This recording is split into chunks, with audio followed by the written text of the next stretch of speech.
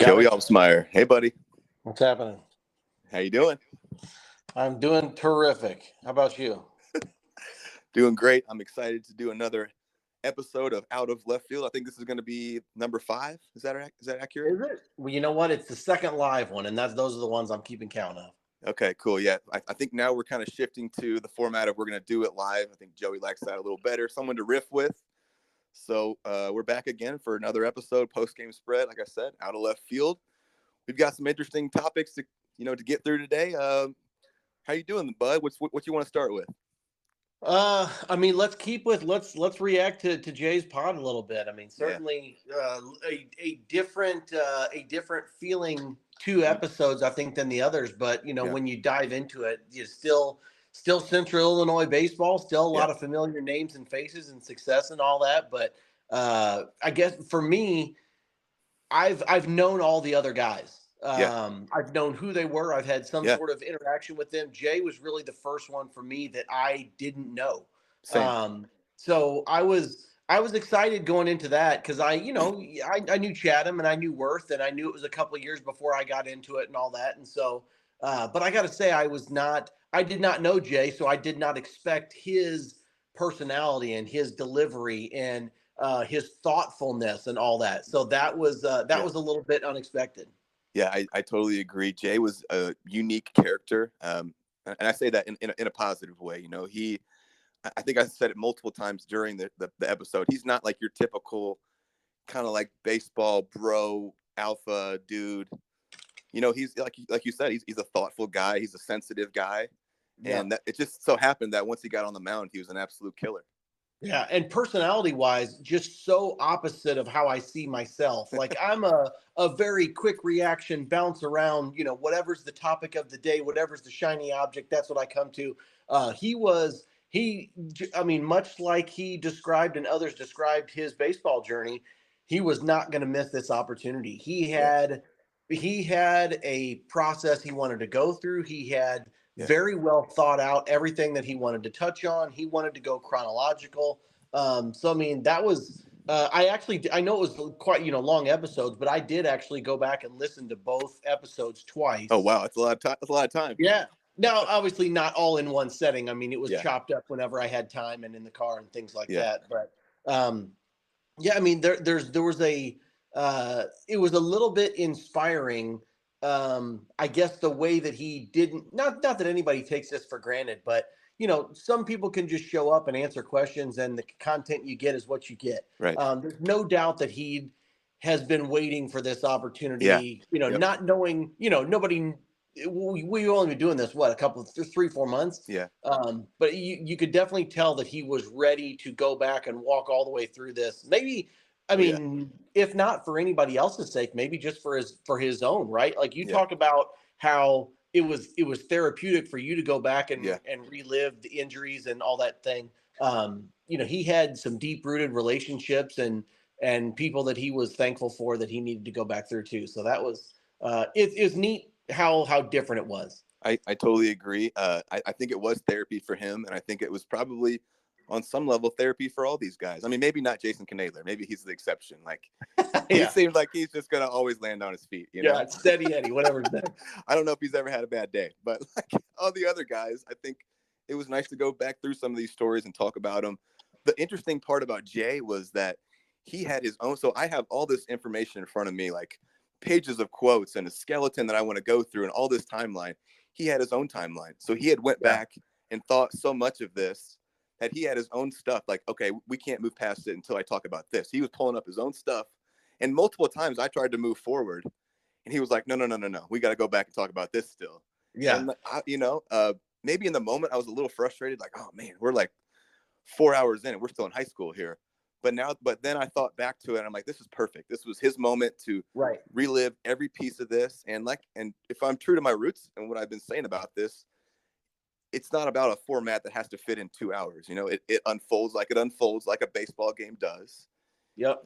And it was really cool to hear him go back and talk about all these people and the process and who helped him and how big of a part the Worst played in his life and just how appreciative he was of that and how much they loved him. And It's cool, man. Yeah. Yeah. So what, I mean, going all the way back to the beginning, I mean, it's so funny how many similarities come up, right? Like Yeah. he had an older brother that played that he looked up to, and you had the neighborhood aspect. Like the more I'm hearing these guys' stories, the more I'm thinking like when I've got my own kids, I'm starting to think what I do with them for an hour and a half every week at practice means so much less than just creating an atmosphere where kids play all the time. Oh, well Like said. it just seems Yeah. like if you create an atmosphere where these kids are really like getting lots of reps and enjoying the game and building these relationships, it's like that has that not been like a common denominator of so many of these stories? Yeah.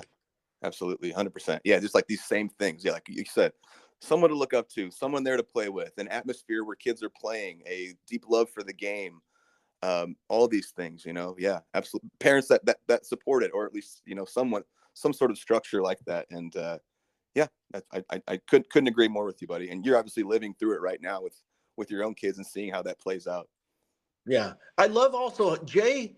I mean, maybe this is because he took so much time to reflect on it and really prepare his story and his answers. But uh, he's so much so aware of who he was or what he could Yeah. do or all that stuff, all the way down from like remembering how he his advantages. Like he just had great mechanics to start, and then he had the off speed stuff, and then Yeah. like um, even when he got more into his stories, just knowing exact matchups almost and like Yeah. days and the teams that were playing. I mean that I felt kind of silly to myself. I'm like, man, I should, I felt kind of guilty. I'm like, should I remember more of the things that I played in? Like Yeah. I only remember the high spots, and I get information all the time wrong. Like we've seen a couple of times since we've been doing this, people will reach out and they'll be like, no, You got that wrong. yeah, you said it was Litchfield. It was actually Morrisonville. I'm like, oh yeah, because I'm just Yeah. I remember the feeling. I don't really remember the details. Yeah. He was quite the opposite. Oh He gosh. remembers like almost every detail, Yeah. leading up to it. That was impressive. Some of these guys' recall, we talked about it, has just been unreal. Like PJ's recall was just like, Yeah. he was like down to like counts and stuff like that. Like he knew instantly like numbers off the top of his head. And it's funny because when I think back on my career, I see more like flashes. Like I think we've talked about this, like maybe a home run I hit or someone I threw out or a really good game. But I don't have a lot of like little small minutia along the way things. Yeah. And he was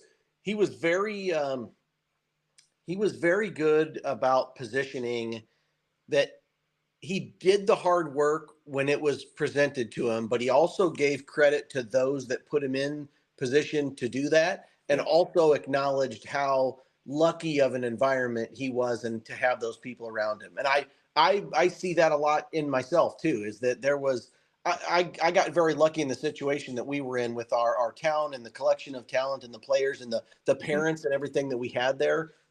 So that was a good way to frame that. But man, I got to say, I was laughing. Like for as many people that said how hilarious he was, I guess I was waiting for Right.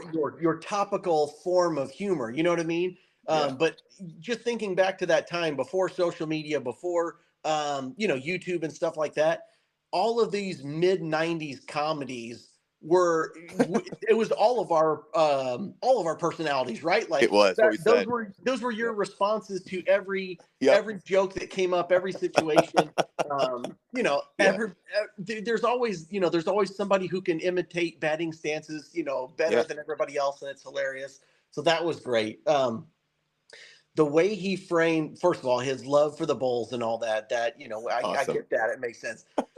Uh, but there's something that I've noticed with kids now that he talked about it so perfectly, and it was playing basketball on a mini hoop. Oh yeah. And where I'm going with this is I see kids now that are 8, 10, 12 years old or whatever, and some of them, when you get them in their sport, in their position, they look fine.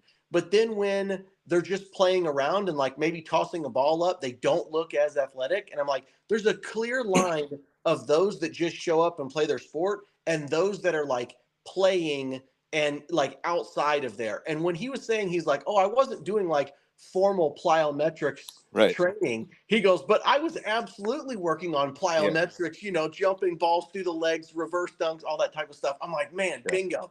That's exactly what it is. Absolutely. That was great. That he didn't even realize he was really doing it maybe until later. And the hysterical part about him being so into the Bulls that he kind of declined to be on the Flame for a little bit to play a competitive season until the Bulls season was over with. I mean, so it's in the spirit of that somebody developed, TiVo and DVR, and like, could he not have recorded the games and watched them later? I just wonder how that conversation went. Is like his parents were like, you have this opportunity to play for the best team in the area, and he's like, oh no, guys, like Bulls are really good right now, and I don't know, man. I just want to watch Bulls games. And 4 years later, this guy's drafted. And what I thought was crazy too was that he never, from how he described it, I don't think he ever formally committed with anyone. It sounded like at the very end, he called Middle Georgia and was like, I got drafted. And they were like, what?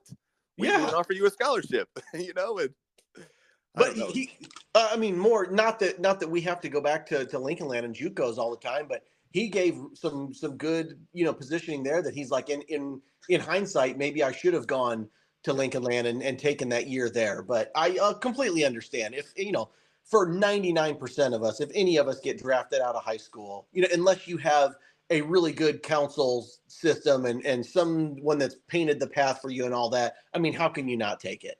Yeah, I think he got lightning in a bottle that year, where he just, he benefited a lot from having Jason Worth and having all these scouts, watching him. And he obviously put the numbers up, but, he probably has to put those same numbers up if he goes to Lincoln Land, and maybe a mid-'80s guy it isn't quite as dominant in college. And I think he went at the right time for him to be a professional. But those strikeout numbers are just off the charts, incredible. Yeah. I mean, it's one thing to, like, we've got some guys in our area that got some movement, or they can throw hard, and they, good record, low ERA, things like that. But those are astronomical strikeout numbers. I mean, that's a different ballgame when you're getting, swing and miss and things like that.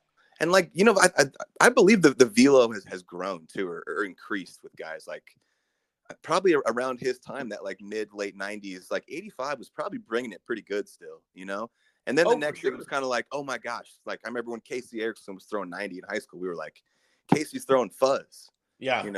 And now like there's guys like, I think the Maytons and some of these Detmers kids are throwing like mid 90s. That I can't even with the rifles, I think I saw one or two guys. And then when I was at Weber, there was a couple of guys that maybe hit 93, 94, something like that. Yeah. I mean, I had not a chance in the world. Like these things, like I'm swinging at breaking balls as if they're fastballs and fouling them off. And I'm thinking in my mind, I'm like, I swung at that like it was a fastball. I had no chance. Oh yeah. Yep. So and that's probably a testament to the training and the metrics and data that they understand now and whatnot. But probably 85 was harder back then than we're thinking now. Well, but even still, like, even if he was like 80 to 82 back then, I remember we had so much trouble. Maybe not as much in college because we didn't see him, but definitely in high school. If we got a soft tossing lefty with a curveball and that could locate, we struggled so bad, because we were all, you all wanted to hit and you were all super eager to get out there.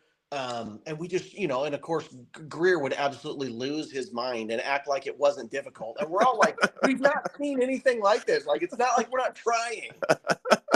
There is something wildly infuriating about like a thummy lefty that just flips it up and kind of, outside, low away, soft, fading away. Yeah. And he captured the essence of it so perfectly, because he was like, he knew, or the way that he communicated it was, visibly he wasn't intimidating on the mound. And so to be in that position where the hitters think they've got you, he doesn't throw hard, we think we relax a little bit. He's like, you know what? I know I'm going to strike your ass out. Like what a position of power, like a fire up thing inside to know that like whatever you think that you're going to do to me out here, like, and once I step off this mound, whatever, it can be fun in games. And I'm a goofball. But once I'm on here, like to have that position of leverage and know that like he can, pull the strings and do whatever he needs to. That's a really cool thing to think. I don't ever remember having anything like that. Obviously, I wasn't a pitcher, Yeah. But I mean, I don't you know, you always dream of having some sort of leverage or superpower like Yeah. that of feeling, but I never felt any type of dominance like that. What's that one Sylvester Stallone movie where he's like arm wrestling? Is it Over the Over Top? the top. Where he flips the hat backwards and Yeah. it's like it flips the switch? Like he becomes the semi truck or Yeah. something. But that's like what it was with Jay. It was like he was kind of this like funny, dorky, like didn't take himself too seriously guy, sweetheart. But then like everyone said it, and he even said it once he got on that rubber, like bulldog time. And even like the pitch of his voice, I feel like changed. It almost got like more serious when he was like, but then I'll strike your ass out. Like he would say it differently, right? Yeah. Yeah. That was pretty cool.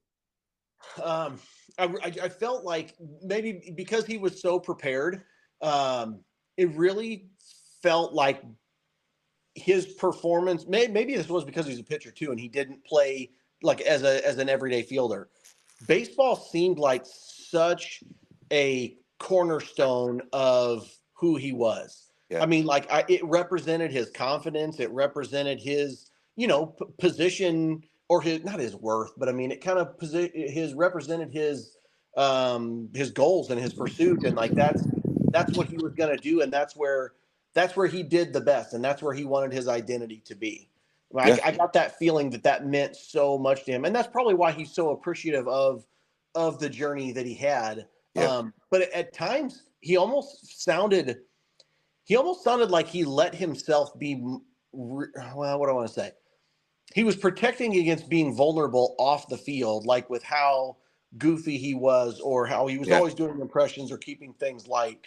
And I wonder if, why couldn't, if you're that dominant and you're that confident on the mound, why just there? Like, why does it not? Interesting. Yeah. Yeah. Why, like when you step off, why are you not that way in the dugout too? And I don't know if anybody can answer that. That's just kind of the way he was. That I don't know why that just made me think of this, but that story he told about how he ended up getting like he had to room with all these Dominican guys that didn't speak English. Yeah. He was just like, I guess so. Like I've always thought the Spanish language is cool, so I'll just like see how this goes. And the coach had to be like, "Hey, I think you'll be more comfortable over here." they're watching Telemundo and like he can't even talk to him. Gosh. Jay Crawford, special episode for sure. Special. It was, yeah. Yep. I mean, positioned perfectly with, winning a state championship. How special that was, how it catapulted him. Yeah. And I think you guys, it was a nice moment whenever you guys kind of got on the same page of where you're like, I'm so glad that he's bringing up Jason Worth and the Worth family, because you knew that he played a role obviously in this story, but you didn't want to make it, that's the low hanging fruit, right? Yeah, like the guy that had the big major league career and all that. Of course. I think that went really well. I mean, obviously this was organic. Never did I confuse that this was not Jay Crawford's story. You know what I mean? And that's what I wanted. Yeah, obviously there's others that play a role in that, but never did I feel like it was about anybody but him. But we're all made up of how everyone else impacts us and changes us and things like that. And what an amazing family the Worths are to spend that much time with others. Not your own kid personally. Yeah. I like, as I'm listening to those stories, I think to myself, I'm like, what would I do that if some of my kids' friends, I'm like, would I work out with them? Would I help them? Would I give them that much attention? I don't think so. I don't think I would either. I'm like, that's a really special person to do that. Absolutely. And Kim Worth and Dennis Worth are absolutely special people. I know I find a way to talk about the Worth seemingly every episode, but Kim Worth is one of my good buddies. I talk to her about life. I go to her for advice. She's an incredible person. This was my first time really interacting with Dennis. I thought he was hysterical. Yeah. He's Dennis Worth. He's a big league personality, and just what they did for him. Yeah. Like he would just be hanging out over there, and going for runs with Kim Worth and, Dennis, like obviously, giving him all this tutelage and kind of helping him become a man along the way. And yeah, I mean, just man, lucky that he had those guys in his life. Absolutely. Yep. More on his perspective. Jay was also really good about positioning where he was in the scope of the team. He would say, is it Adam Feld? Yeah. Yeah. So he would always, he was always very clear about saying, like, Feldy was one. He fit in really nicely, that he was, facing the number 2s or the number 3s, or, the next year it was going to be his turn. Yeah. And just that perspective. Candidly, I missed, no, I don't say I missed all of it, but like, that's a very mature thing to know, your role in that, because Absolutely. everyone can say, look at my stats, look what I'm doing. Why am I not the number 1, or why am I not getting more opportunities, or whatever? And I thought that he had just a very mature understanding of, this is why I succeeded in this position. And if I did well here, I would get this opportunity next. And this was the next step and all that. So, Yeah. oh my gosh, how crazy was the draft story where he essentially found out he was getting drafted before the pick even came in? Yeah. Is that right? Nuts. Yeah. Nuts. And they're just like partying, not knowing, like, what a different situation and time and everything that it is. Right. Like he said, he didn't even officially know until the next day. Right. They told him it was probably going to happen or something like that. He was like, cool, we're partying. Oh man, which is hilarious too. And we've kind of chatted about it, but his beer stealing story was amazing and takes me back to high school in such a big way. Gosh. It's like, and as the parent in me now, I like, as soon as the dad started asking those questions, I'm like, oh no, don't take the bait. Don't tell him. Yeah. I hook my kids with that all the time. Like, make them think they're not going to get in trouble. Right. And then when they tell me, I'm like, well, I have to punish you now. They're like, Tom set him up. Yeah. Tom Blackburn, the father, really set him up. Like, hey, buddy, someone's been stealing beer. If you ever need some beer, just let me know. Yeah. Hook, line, and sinker. And then Jay fell for it, obviously. Yeah. Hey, Mr. Blackburn, could you get me some beer? Yeah. Well, I've got something to confess. It was me that took the beer, but I was wondering, could you get us some for this weekend? Man, I don't know if you ever did anything like that in high school. I'm going to tell one story that I had in high school. We were a little bit, rascals at time, and we did a little garage hopping from time to time. And I remember one time we garage hopped, and it was someone's dad that we knew as well. But we went in there. There was like 3 or 4 cases of beer. We were like, oh my gosh, jackpot! Yeah, we got them in the car. We took them to like Centennial Park. We were going to drink them, and they were all like, I think they were Busch NA. They were non-alcoholic beer. So we had 4 cases of non-alcoholic. Oh no!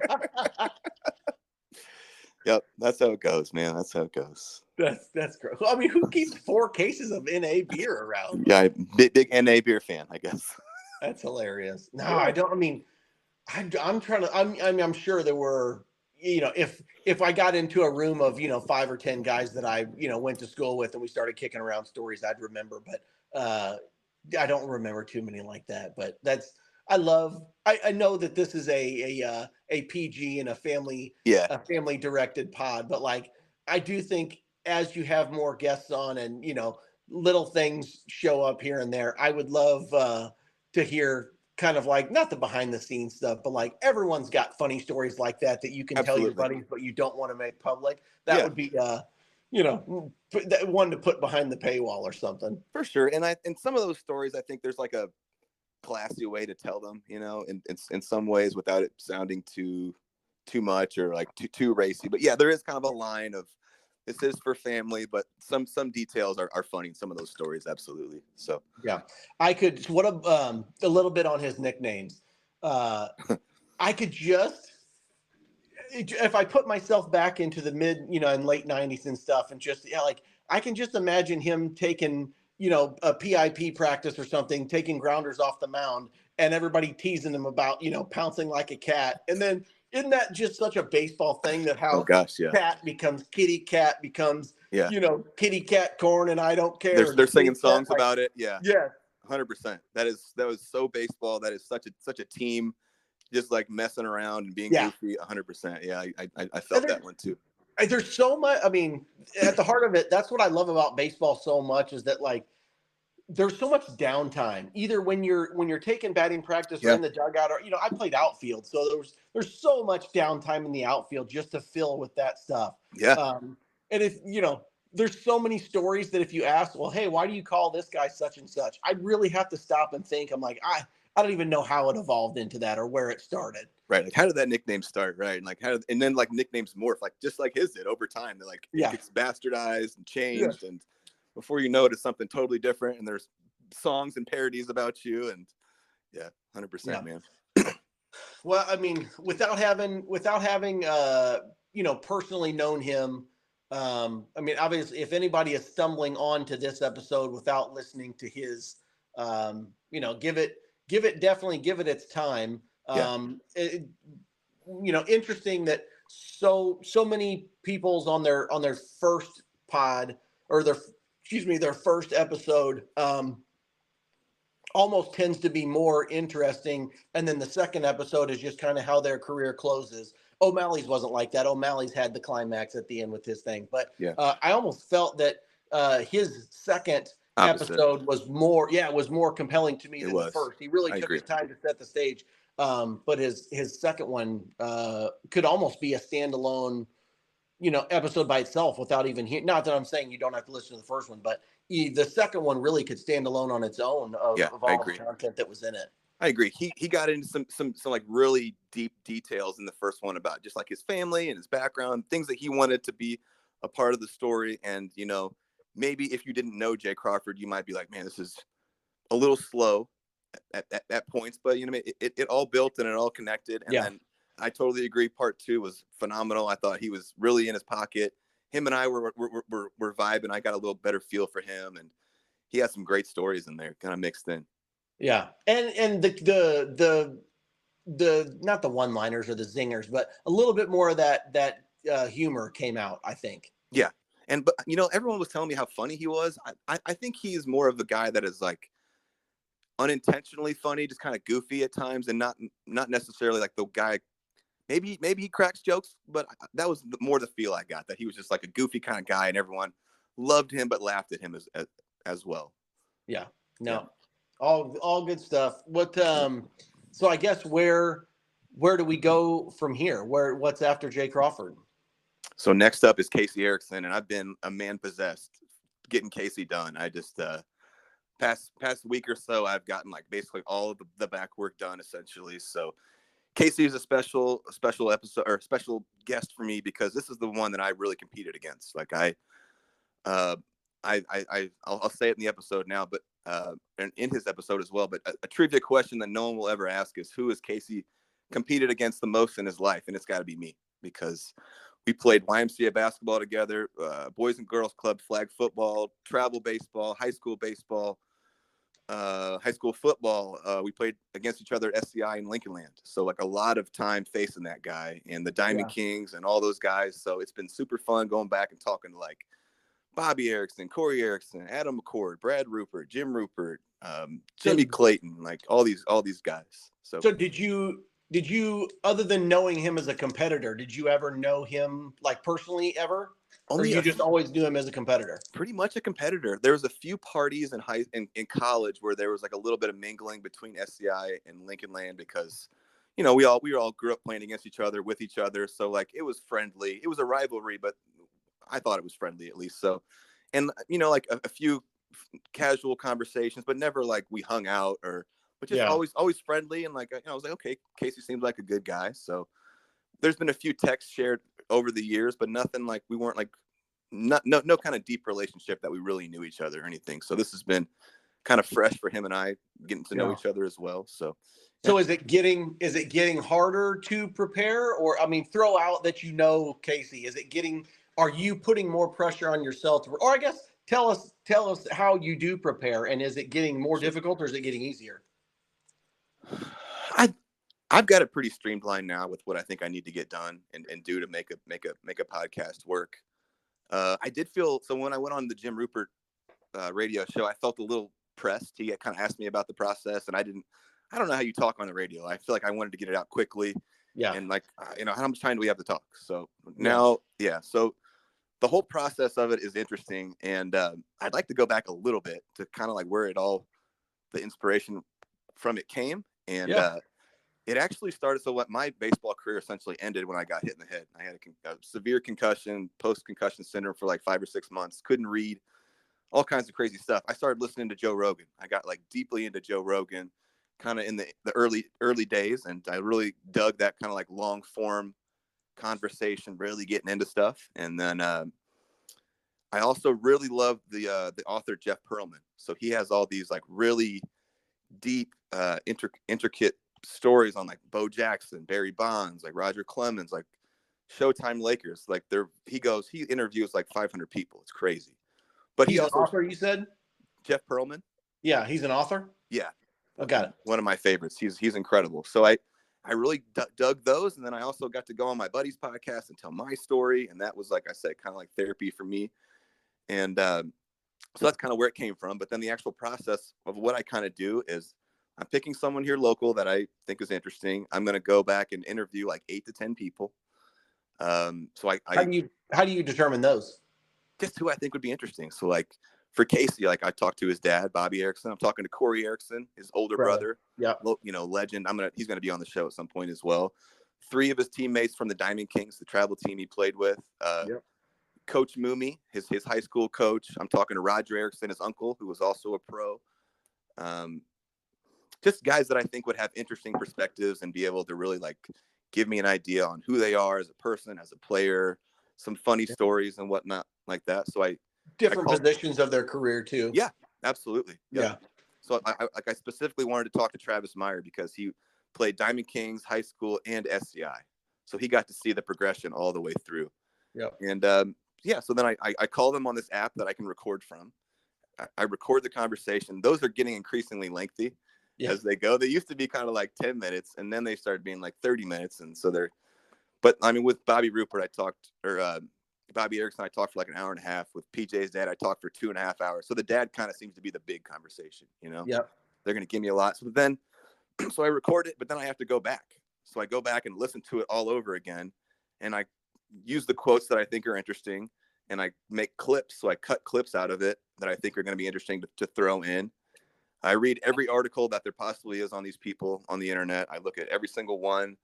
I have the skeleton where it's like kind of chronological what we're going to be doing in like the different periods. It's like part 1, part 2. It's like part 1 will be like Little League. Part 2 will be like travel ball. Part 3 is high school. Part 4 is college. Part 5 is pro ball. Part 6 is after, and then baseball Q&A. And I send them all this information beforehand so they can kind of look at it and be thinking, okay, this person said this.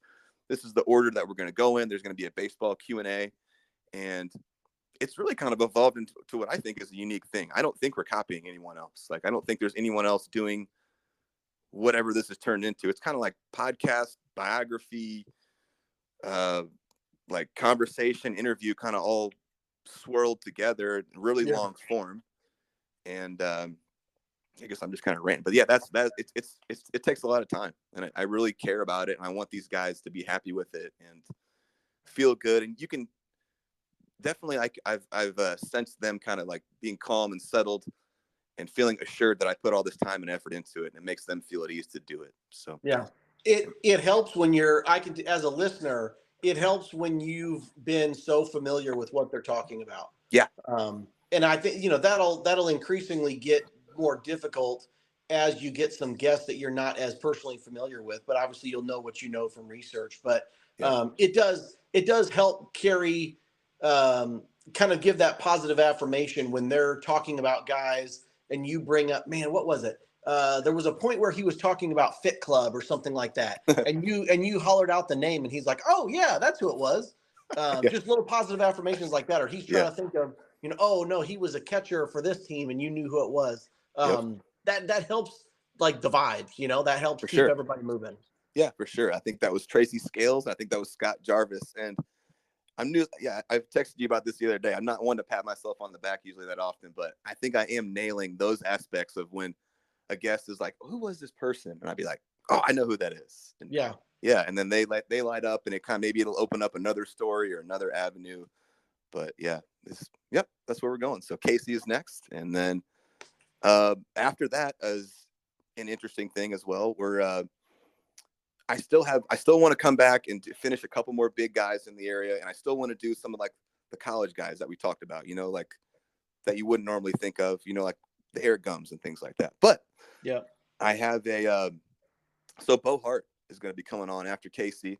And that's kind of an interesting story about how that kind of came. If you guys don't remember, Bo Hart he had a really magical year for the Cardinals in like 2003. And he came up and like set a record for like the best batting average for the first month of your career or something like that. And there was like Bo Hart mania and you know, with the Cardinals and all this stuff. And then he kind of faded out. But I had wanted to branch out and eventually get to people that I don't know. And I woke up in the middle of the night one time, and I always keep paper and pen by my bed for ideas and things. And I just wrote Bo Hart. Actually, I wrote Bo and an actual heart next to it. And then and then I woke up the next day and I was like, Bo Hart. I was like, I bet I can get to him. I bet I have enough juice if I can get to him to get this going. And then I went, and I've shared this process with you about how I ended up figuring out how to get a hold of him. I'm not the smartest guy in the world, but I am damn resourceful. And if there's something I want to do, I'm going to figure out a way to do it. And so I started being like, okay, Bo Hart has to work. Like, he didn't make enough money in the big leagues to do nothing. Have a job. Yeah. Right. So he's got to do something. Right. So I looked him up, found his LinkedIn, Yep. found that he is in the Memphis area and like kind of like IT sales. So that's, you know, a lot of former athletes fall into sales because it gets their foot in the door, right? Yep. If you have a name like that, especially Memphis, because the Memphis Redbirds are there, the Cardinals AAA team. So I looked up where he worked, LinkedIn, found out where he worked. And then I went on the company website, and his name was there, but his email or number wasn't listed. But then I started looking at like people that were kind of lower on the totem pole, and they all, the structure of the email was all similar, how they did it. It was like, you know, the first initial and then your last name. So then I was like, okay, I'm going to send out every variation I can of this, like B Hart, Bo Hart, B period Hart, Bo period Hart, Bodie period Hart. So I sent like 20 emails basically saying, this is what I want to do. I called the place and pretended that I was a customer to get his phone number. So I texted him as well. And so I didn't hear back from him text, but he did email me back and was like, hey, you know, cool, I would love to do this. So I was like, oh my God, that's amazing. That's great. But then the funniest part about it is I went through all that stuff to get a hold of him. And then he goes, I sent him just an example of our podcast. Like, just, this is one of them that we've done. And it was Ryan O'Malley. Yeah. And what's crazy is I didn't realize this. They were teammates in AAA. So a couple of years after he'd been released by the Cardinals, the Cubs picked him up, sent him to AAA. He played with O'Malley, knew O'Malley. Yeah. And he was like, oh, cool, I know O'Malley. I'd love to do this. And so I texted O'Malley. He was like, oh, yeah, I got Bo Hart's number. Here it is. So, right? Oh, yeah, I just saw him last month. There he is. I know. So that's cool. Funny. Yeah, so that's going to be fun to do. After Bo Hart, I'm coming back, and we're going to do. All right. So this will be a weird thing. Do you remember when it was? Like, not talking about divine intervention, but I mean, do you think back? Did you write his name down like shortly after you had finished O'Malley, or was it way after that? No, I wrote it in the middle of the night when I woke up. But like, who were you working? Like, what pod was out when you remember doing that? I think PJ. Maybe PJ. Okay, so it was later. I'm just thinking, how funny would that be? As if like, just in your mind, after you had finished O'Malley, you had that dream or you had that thought, not knowing that those two were connected and had played together. Things are connected in a weird way, and I'm a weird guy like that. So I always like try to, like, if something falls in my lap or an idea, or if a friend brings something to me, I really try to think like, did this come to my attention?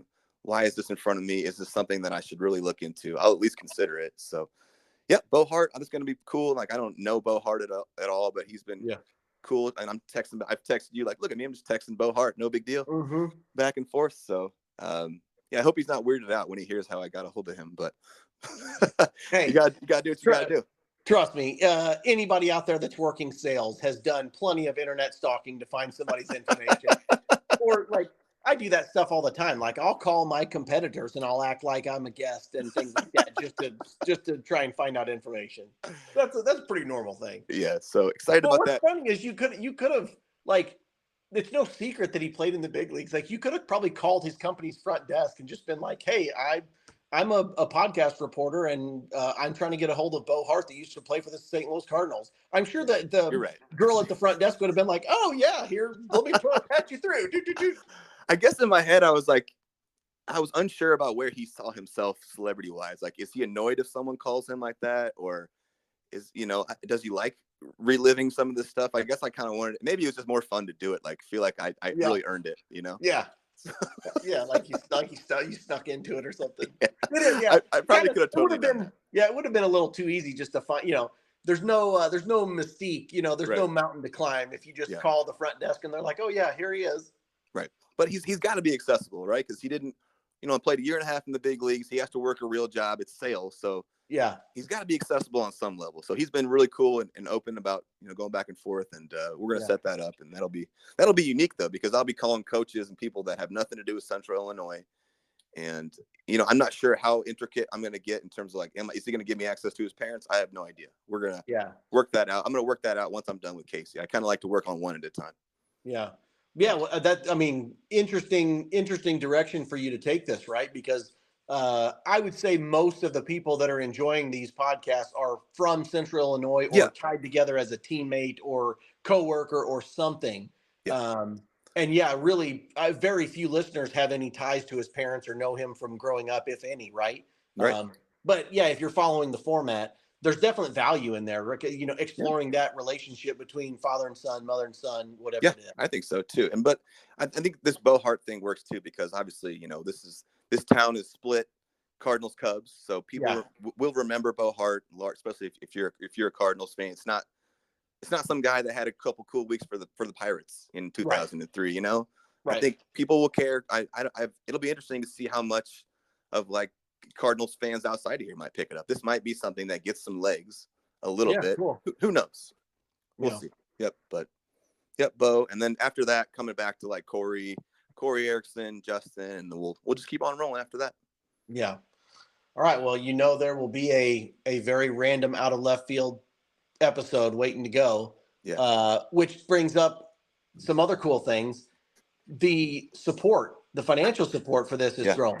Blowing That's up. Awesome. Absolutely blowing up. Yeah. You want me to speak on that? Yeah, give me the whole dude. It's the roster. I remember a couple of the first ones, but when I listened to Jay's episode, there were 3, 4, 5 new ones I thought, and I'm obviously following on Instagram, and I see you post the pictures of who they are, where they played. I love that too. Yeah, so it's blowing up, and like most of these are actually, I'm not even contacting anyone anymore for the most part. These guys are largely reaching out to me, and they've heard the podcast, and they think it's cool what we're doing, and they just want to be a part of it. I mean, some of these businesses don't need advertisement. It's not even a business that makes sense, but they just want to put money into it because they think it's a cool idea. But I just got another sponsor 5 minutes before the show started. So you want me to just like give a roll call of kind of these guys? Yeah. And what Joey mentioned on our Instagram, we do have an Instagram. I've been asking these guys for pictures from their playing days. So I say, go support, Sheehan and Sheehan lawyers. Here's some pictures of, Pat Jr., who played at SHG, SCI, U of I. And I grew up playing with Willie, his brother. And so just like, highlighting that they're connected to the baseball community. All these guys are connected to the baseball community in some ways. But we've got Sheehan and Sheehan lawyers. So that's Patrick Jr., that's Willie Sheehan. Like I said, I just said where Pat played. Willie played baseball and soccer at SHG. We won a state tournament together as the Southwest Braves when we were 12 years old. We've got Matt Brewer at Stephen Kelly law offices. Brewer's standout at SHG, played for the Shockers, SIU Carbondale, short stint in the Diamondbacks organization. Also, Body Symmetry, the owner, Chad Marshik, was the exclusive trainer to Ryan O'Malley and many other pros around here. Eric Jokic, the Knadler brothers, all those guys went there. And I used to be a trainer there as well. Radon Fighters, that's Josh Badman, who played at Morrisonville and the SCI. He's my fellow firefighter. I've got Washco Strength and Speed, Jared Washco, who played at SHG, SCI. He's my fellow firefighter. I've got Bank of Springfield, which is that whole roster of like everyone there was a professional baseball player essentially, or like a high level, college player, but that was facilitated by Jason Knadler. I've got Hurwitz Enterprises, which is commercial Yeah. real estate, and that's such I a played base. with Jake. Yeah, Jake played with Jake on the Shockers. He played at Southeast and IC. Henry, one of my favorite teammates of all time, played at Southeast and Lincoln Land. Mikey, the youngest brother, was absolute stud, probably the best of the three. SHG, and then went on to play at U of I. I remember when we talked about them before, I remember Henry was always gone playing his own games, but Mikey was young enough that he was always with us on some of the Shockers trips. Tagging along. And I swear, I mean, he would not remember me at all. Besides one of the kids, like he had an absolute motor that never stopped. Every one of us had to pitch batting practice to him until we were tired and had to, I mean, just the engine never stopped. He could hit, I'm not kidding you, he could hit 400 balls. I mean, just between games. Yeah, and he was a switch hitter too. So, he was taking a ton of swings. But yeah, absolute stud. Great family. Love that family. Joe's amazing. We've also got Cardinal Cleaners, which is Adam Springer, who was a standout at Glenwood in the mid-'90s and then played at Kentucky Wesleyan, Rend Lake as well. We got Milner Dentistry, which is Ty Milner, who was Rochester, SCI, and walked on at U of I. We've got Sitco Chiropractic, which I grew up with Casey and Kyle. Not necessarily baseball players, but good dudes. The older brother, Tyler, played at SHG and SCI. You're contributing $20 for every auto left. I'm going to count that as well. You obviously were Plains, Lincoln Land, Weber. We just added Eric Easley, the realtor. So he was a standout. Yep, he was a standout. He did a lot of umpiring. I was going to say, I know he played before. He's a little bit older than I am, but he umpired so many of our games when we were coming up. Always loved that guy. He was a standout at Southeast and Eastern. The Finnegan family has pitched in money just because they love it. Wow. My good buddy Darren Voley, there's an option on the actual, I didn't even know it was an option on the Spotify where you can do like a monthly contribution. Oh, and yeah. My good buddy Darren Voley is donating $5 a month. He was a standout swimmer in the area and went on to swim at Wisconsin for a little bit. But yeah, lots of money's coming in now. So I've got like a spreadsheet trying to keep track of it now. And and so it's all people that are just wanting to kick in to spread it around, right? Just to support whatever, youth cause or baseball cause or whatever. Yeah. Which is obviously, I mean, who knew that there was a need for that, but obviously people were willing to contribute, obviously to support you to keep telling these stories and provide some content. But ultimately, I feel like nobody knows where to go, right? Like it's so hard to pick a cause to get behind. Yeah. But yeah, when you can all just sort of collectively put it together and just do it a little bit at a time. Yeah. Do you have any more? Can you get into where you've kind of sent some of that money so far? Yeah, absolutely. I've sent every contribution I've made has been in between 150 and $200. All these entities have gotten that. So yeah, I've given money to Fairview. I've given money to SSBA, which is Southwest. The Boys and Girls Club. I've given money to Springfield High School baseball. I've given money to Springfield Southeast High School. I've given money to Lanphier, and I've given money to Pleasant Plains. And I'm currently, and this is kind of an idea that you kind of had that I've kind of taken and ran with. I'm working on sponsoring essentially a couple of free hitting lessons. Yep. There's a guy in the area named Cale Henneman. Love him. He played at Pawnee, Eastern, and Memphis. And he is so dang sharp when it comes to mechanics and drills and understanding the swing and how the body moves. He's back in town doing lessons right now for the time being. So we're figuring out a way to do it, like whether it's a contest or something. We haven't worked out the logistics of it yet, but I'm going to pay for a couple lessons and just send someone here. So someone's going to get a couple free lessons to him. He charges $60 a lesson. So I'm going to pay that $120 to him. And I'm open to ideas too, but like keep moving it around the baseball community. And it's been really fun to do that. Write those checks. Yeah. So, I mean, what a great thing that we've clearly seen kids that get more opportunities growing up. It definitely pays off. So would love to see some kid out there that, great kid, great heart. Yeah. Just maybe doesn't get all the same opportunities that everyone else does. Would love to see. I don't know how we determine that, how we identify that, but yeah, that makes me feel good, because I'm obviously not there and wouldn't, can't participate in it, but would love to be a My pastor always says you can be a payer, a player, or a prayer. And I can't be a player on this one, but I'm happy to be a payer and a prayer. That's terrific. Yep. So we'll somehow figure out a way to get the details out on that. Maybe I'll say them in like the Casey episode, or maybe once I figure them out, I'll add a clip to this or something like this at the end. But we're going to definitely get some money or some lessons to someone in the area. And I have, if anyone has any more ideas of where money should go, I mean, I could keep putting money into some of these places. What we got next? We talking bananas? We talking travel ball?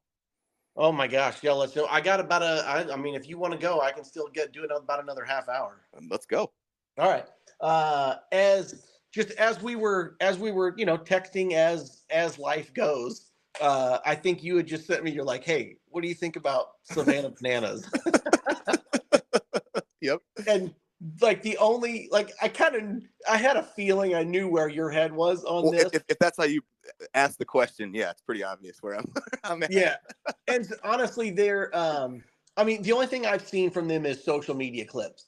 And so I know that they're posting things where it's, singing in their warm-ups, and they're coming up with their bats on fire, and they're dressed in costumes and hitting on stilts and all this. And so I guess I didn't even really know that they were playing actual games. I thought it was more of just like exhibition stunts and things like that. But apparently they are. It's all within the game. Yeah. Yeah. Somehow. So here's my take on it. I assume this is kind of like Harlem Globetrotters, right? Like maybe they technically call it a game, but obviously there are different rules, and it's about entertainment and all that type of stuff. I don't know.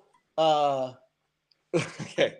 I don't know if I have, or if this was 20 years ago, if I had the skill set to do anything worth watching besides maybe diving for balls in the outfield. But listen, I've wanted to be or brush up with the world of professional wrestling for quite some time. Oh my God, yeah. So if you think that I wouldn't come up to the plate with full WWE pyrotechnics and bashing drinks together and pouring them on my head and then getting up to the plate, I would 100% do that. That's crazy, because we were talking about who of our former teammates would we think would have done this or been good at this, and I totally didn't think about you because I'm going to be talking to you, so I instantly. But yeah, totally. Your wrestling thing, man, this is totally you. Okay. You've been awesome at this. So when they're like, I don't know if it was practice or if it was before games or whatever, but out in the outfield, like maybe we weren't getting a bunch of balls or there was a bunch of people shagging or whatever. Eric Gum used to want me to lay down in the outfield, and he would want me to sit up like the Undertaker. Like I would for no other reason, just to entertain each other. So here we are. It's probably on the backfield or something too. So everybody else is getting their work in, and here's Eric and I laying down as flat as can be, trying to sit up like the Undertaker over and over and over. Until Bull or somebody would see us and obviously yell at us, and then we'd probably have to take a lap or something. But and then I used to do I don't know why Eric Gum comes up so often, but he does. So another thing to give him a kick, he used to love it when I was full 100% sprint to right field, like Sammy I was sprint. Yeah. Like, and he would stand there and just watch me, and I would come out of the dugout on a full sprint to right field as fast as I could, and put my finger in the air and do like a lap around right field. It'd be like bottom of the fourth in a 1-1 game or something. Oh man, against like John Wood, just like some other JUCO. So those aspects of it I would have loved. When it's like some clips that I see, the one was kind of neat where the shortstop fielded it with his glove, wrapped it around his back, bounced it off the ground, caught it, and threw the guy out. Like that, I could never do. That was kind of neat. Which, obviously, if you ever tried to do that in a real game, not for entertainment, you're going to get one in the ear hole next to that, obviously. But we both played with Ryan Kendrick, who there were he had a good enough skill set that he could do little things like that. Absolutely. And right about that time, man, I don't know what we were. I don't know what platform we were seeing it on, but you started to see some videos circulate of guys doing tricks with the bat, like, Oh, you're right. bouncing it off the plate and flipping it around in their hands and going Yep. behind their back and all that stuff. So he got pretty decent at that kind of Right. stuff. So He was good at that. Yeah, I totally yeah. agree. That's the teammate that I thought of too. He had And just personality wise, he gets never took performance, was good enough to play, but never took it so seriously that you couldn't also have fun with it. I think, and Absolutely. I could 100% see him coming up to the plate wearing 6-foot stilts or doing the bouncy thing, like or about any of that stuff. Yeah, he was like, so we're talking about Ryan Kendrick, who played at was he T-Town? Where was his high school? No, he won a state championship with Stanford Olympia. That's right. But played at Lincoln Land, and then Weber, a phenomenal shortstop, played with the Rifles, funny guy, but just had really good glove skills. I thought he was a phenomenal shortstop. So and periodically he got a chance on the mound, and he was upper 80s on the mound without ever really working on it. Yeah, absolutely. But yeah, that's who came to mind as well. I don't know, man. Just like it's like I love the. Go ahead.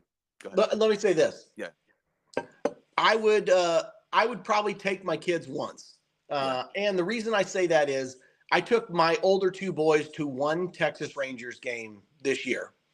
I know the story already. Yeah, one Rangers game. So we got outfield tickets. We were second row of the upper deck in the outfield, just three of us. Tickets were like $130 a piece. Yeah. And because technically it was sold out, right? So obviously not all seats were filled, but I had to go to the secondary market and get tickets. So whether it was all of the secondary market fees or the taxes or whatever, but I was $400 in before we even got there. Yeah. Then we had to park, then all three of us ate. We didn't get souvenirs or anything like that, but we all had, regular, I don't know, hot dog, bratwurst, some ice cream, a Sprite, nothing outrageous. I mean, it was a $500 trip for me and two of my boys to go. Wow. And I was like, who can sustain that? Who can go? Right. And maybe that, I don't know, maybe you've got to get in at the beginning of the season and get the $45 tickets or something like that. I don't know. But it was just for that reason, if they're selling tickets for cheaper, I would take the chance of taking them to at least one game. But I don't know. Do they travel? Or are they just playing in Savannah? No, they travel all over. Yeah, I think they're bringing in quite a bit of money. It's a good money maker for them. Yeah. Hey, tell me. So here's the thing. Do they also employ the other team? How do you get opponents? I think they do. And there is definitely another team that they play. I think sometimes they bring them on the road with them, and sometimes that they're playing other like college wood bat teams or kind of independent-y or like just wood bat men's. And are you expected to just roll over and be an idiot, or are you trying to beat them? There has to be some talk beforehand, right? Of like, all right, we're going to do this trick. You have to let us do this trick. Like, ease up a little bit. Like that was kind of what it was with the Globetrotters and the Generals, right? They had a team that they played, and they were in on it. Like, you got to let them do their thing. You can't be playing like stifling defense while he's trying to put on a dribbling display. Yeah. Or this guy's singing Justin Timberlake on the mound, and then he pipes a strike, and you rip one right back at him. Yeah, I guess my issue with it is just like, when I watch the Globetrotters, like an awesome display of dribbling or crazy shots, like that is like can still happen within the context of a game to some degree. It's just like magnified, but they're doing things on this out with the Savannah Bananas, and I sound like an old Scrooge, but that just are so unnatural to me to baseball. I'm like, what is this? It's like they're trying too hard, and I hate how this is sounding like I'm like humbug, But they ain't doing it for me. Yeah, and honestly, I haven't maybe a lot of their stuff happens between innings and you just see the clip of it. That's how they open an inning or something. Yeah. Like, I would hope that you could still see some competitive baseball play. Yeah. How do they manage it? Maybe I should actually see a game to really judge it, honestly. Yeah. Who knows? Yeah. Who knows? Well, you want to talk some travel? Glad we touched on it. Yeah. Travel would love ball. to get in on it. Yeah. We've been wanting to talk travel ball for a little bit. So with the disclaimer, I mean, I make a living in the sports tourism world. So for anyone listening to this, please continue to put your kids on your travel ball teams. And shameless plug, if you are hosting tournaments, hit me up if you need hotel management for your tournaments. But with that being said, in my personal life, I am watching and participating in dwindling local leagues. And even on our 9U coach pitch team, we have 2 kids that still agreed to play with us, but they also play on a select team. And so half the games they're not even with us. And I'm seeing I love hearing everybody talk about the stories of traveling teams 20, 25 years ago, because it was an elevated experience. It was something special. It was, these were the best competitors. It was the first, when you're going to these events, it truly was about winning. It wasn't about, I hope I don't upset people with this, but it wasn't about a neighborhood of moms that are friends that take a vacation together, that that their kids can't really play well, but they're all on the same team together, and they've got 4 different uniform color combinations. It's a whole culture now, right? Which is, if that the experience there can still be great, but I don't know how many times I jump on Facebook or Instagram and I'm seeing every weekend, I'm seeing these kids with gold rings that they just won a new World Series or a new Nationals. Another World Series, y'all. Yeah. And I know we both know this guy on Facebook that kind of pokes fun at that stuff too. And hilarious. He's like, won another World Series this weekend. Oh yeah. What? Oh, well, it was the bronze division. How many teams were in that? Well, there were 4. Oh, you won the 4-team bronze division World Series? Yep. Got another one next month too. Yep. And we traveled 5 hours away to play the same teams that we always play. Yeah, same teams from your county. No, look, obviously people are willing to pay for it. I just think when does the bubble burst? Right. When and has baseball suffered as a whole? Like if you look at I don't know, the overall state of athletes, like there's always going to be those high performance ones that stand out. Like those are obviously getting in higher and higher. Like the speed, the arm strength, like those. But like overall, I don't think the product of baseball is better than it was 25 years ago.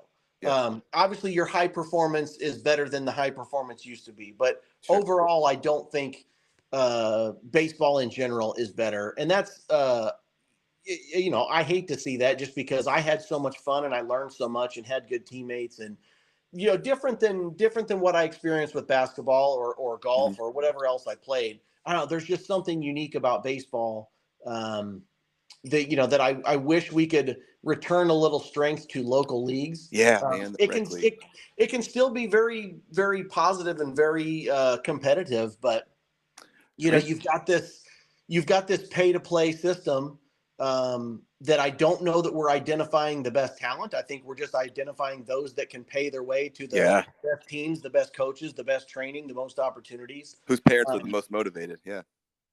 And then even still, like, because I separate those that have like academies. I'm all for that. Like if you can get into an organization that allows like development and training and has practice times and, all that different stuff, versus just putting together the traveling team that mom and dad have to have their kid on because that's their circle of friends, and we've got to go to Myrtle Beach together, or we've got to go to Orange Beach together, and we're all going to get our matching Yeti cups and our big all wagons and our tents, and I just can't. The speaker box, get on board with. Speaker box with the PA doing the man. Who's that guy on Instagram? That's hilarious. What is it? Mark something or other. It's like MP3 baseball or something. I don't know. He's hysterical. It's all about travel stuff. If you give me a second, I'd love to. So I had a buddy. I've had about 10 people probably text me and be like, talk about travel ball and how wild it is.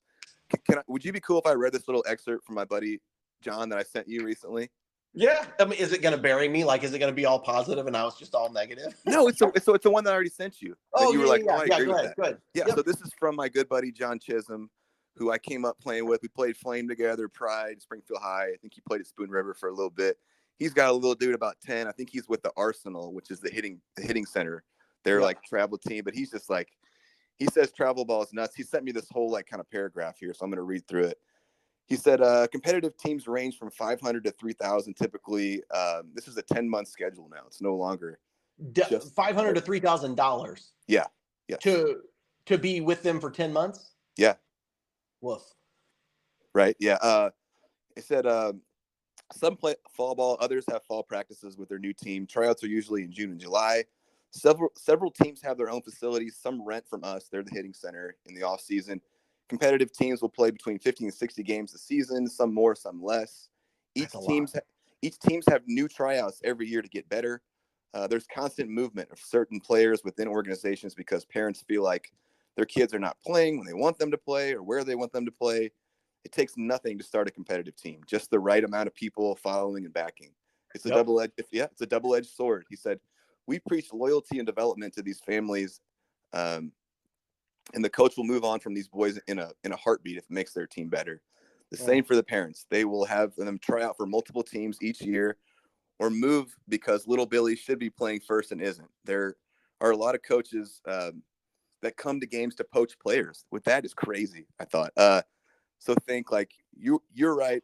Billy should be playing first. You know, he should be on our team. So guys are coming and like stealing players. Yeah. Oh yeah. So there's tons of competitive coaches with zero baseball playing experience. When we were kids, we were lucky to play, 2 to 3 months, once a week in like a rec league. If you were on one of the competitive teams, you were asked. We've talked about that. And there weren't really many indoor facilities like there are now. Like it was a hitting center in Kulovics back in the day here. Remember? Yep. Yeah. And we were told growing up to play other sports, but now these kids like have to specialize or they're like left behind essentially. Certain parks get the majority of the business. There's a drastic drop off after the 11 and 12-year-old. That's when they all go competitive or essentially like the rec leagues are dead because of that. That's the exact same here in Texas. Yeah. Some of the best teams in the state of Illinois come from Springfield or within 10 to 15 miles from here. Parents are killing the game by not allowing coaches to develop their kids. They feel like since they pay the money, they can do and say whatever they want, including to the umpires. They put tons of pressure on these kids and they could never even touch the amount of pressure these kids put on themselves. They get to grow up and watch Ohtani throw 103 and drop 50 bombs. They get instant gratification.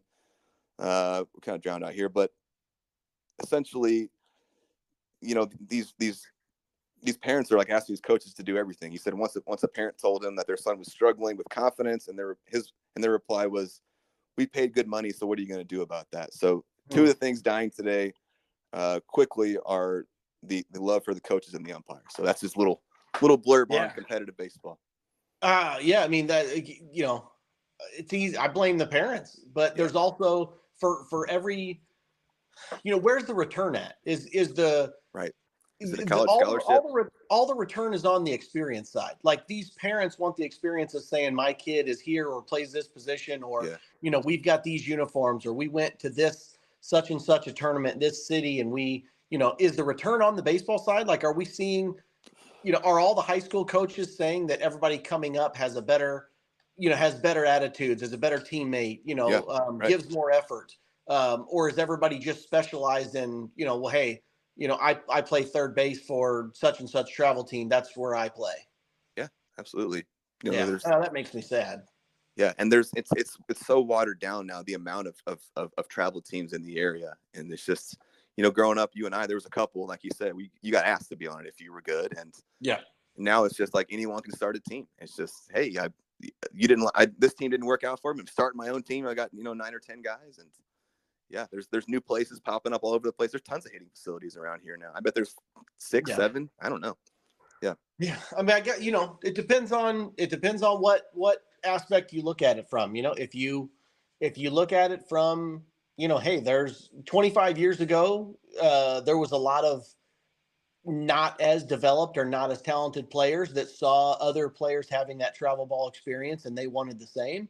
Then I guess, great, they're getting it. Anybody can have that experience now. But I think now, now that things have kind of shaken out and there's, 25 or 30 different organizations that are running tournaments, within a 100, 200 mile radius of each other every weekend in the summer.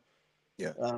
Is it better for, is it keeping kids in baseball? Is it driving them out? I don't know. Like, I don't know those participation numbers. Are more kids playing baseball now than they ever have been? Right. I have to imagine that more kids would be getting burnt out with that kind of a year-long schedule. If you didn't really love it, that Yeah. could burn out a kid pretty quick, wouldn't you think? Yeah. Yeah. So like what I see here, like I've coached my kids all the way through coach pitch. And then when my oldest, who's 10 now, whenever he aged up to kid pitch, he left it. He left it for football and basketball because those were more established. We didn't have enough. Like around here, you'd have to jump to the next town or two to get into a kids pitch league. And usually you had to join an organization that was select or travel or an academy or something like that. Like there's just not, once you get past that kid pitch level, which is about 10, 11, or past that coach pitch level, the opportunities really thin out on a rec or local league level. Yeah. I can't imagine you're in the Dallas metro area. I can't imagine the amount of teams that have to be there. Like obviously you said your 10-year-old's he's not really going down the baseball path right now, but if he was, I bet that would just be dizzying, the amount of options that you guys would have. Let me put it this way. He would still be in it if we had local leagues that I could coach him in. But I didn't want to go the route of starting my own, select team to keep him in it. Cause I was perfect position for that. Have all the background, have all the financial resources necessary, have the time, have coached other things. I know the right places to go. Absolutely am a good candidate to have started that. But I was like, no, I'm not going to take that on for, continuing to water down the whole system. Like if he was good enough to pursue it, there are places to go, but he's one that he's very athletic, is not big or physical yet. I mean, hopefully once he hits puberty, that changes, but he absolutely he's athletic enough to play in middle school or beyond. He's not right now, doesn't project to be anything, phenomenal, but if there was any sort of gap for him to play and just keep him in it, he absolutely would be good enough to play on a middle school or on a high school team. But you've got to kind of pick your path. Yeah, absolutely. I've got a 1.5-year-old boy and an almost 5-year-old girl, so we're not there yet in terms of going down that path. But I'm sure it's going to get there with whatever sports she's into. I mean, she's super athletic, so she's going to be into something. But I fully am understanding that eventually she'll get into like a volleyball. I know there's crazy stuff competitive there. I mean, basically every sport has some kind of a variation of this now, where it's like highly competitive. Pay a lot of money to all these practices year round. Everything is specializing these days. Crazy. Yeah. So I mean, I'm not against. I love the travel experience. Like that's why. Oh yeah. That's why I work in sports tourism. Like when I was a sport management major in college, but everything was geared more towards running events. And then when I had to get an internship to graduate, I just happened to stumble into Polk County, Florida's tourism and sports marketing, and I found out that there were people on the other side of these travel tournaments that recruited them to their area. And I was like, well, that's what I've got to do. Yeah. And, I parlayed that into a, now 17, 18-year career, always in sports tourism. And I love the experience. There's nothing like going on these week-long or weekend vacations with your closest teammates and friends and all that type of stuff. But it's when so many families make that their identity and their priority, and everything is it's not, I don't think it's very healthy to prioritize everything around those tournaments. And I know that there's a million people out there that will disagree. They'll say we wouldn't have traded it for anything. But I don't know. I think now 25 years later, we've created this culture of that was so great, or that was so important. Now we need to do that every weekend, and everybody has to be in it. That's a great point.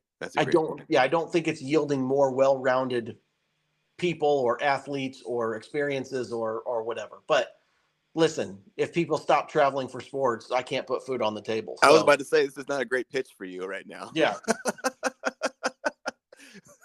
So keep it up. Before we get out of here, you recently told me kind of something, or a couple times, that you felt motivated after listening to the Jason Kanaler podcast. Do you have anything you'd like to speak on that? I thought that was kind of cool. I'd love to hear your thoughts on that.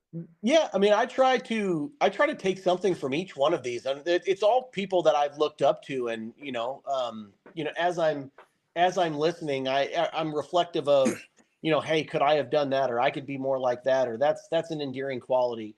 And Jason just came off as so in control Yes. and like, running the bank and, all this other stuff. And he's created all these opportunities for other guys. I kind of looked at myself and I was like, man, am I doing enough? Like, am I am I just coasting or, Mhm. so just, it kind of motivated me to get after it a little bit. And Yeah. I picked up my sales activities and just kind of relit this fire. And I'm like, you know what?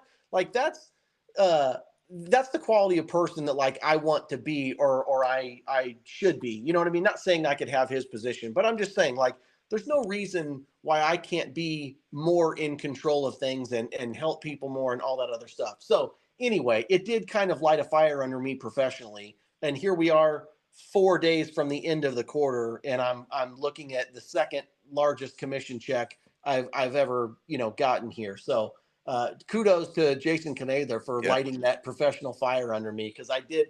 It is I'm in a position with sales that when I bring on new clients, it's not an infinite it's not an infinite workload that we can just bring on as many people as we want, right? Like Right. in my line of business, we've got to have a full team that's there to execute and operate and service them and things like that. And so it's easy to kind of get into a situation that where I can slow play and be very picky.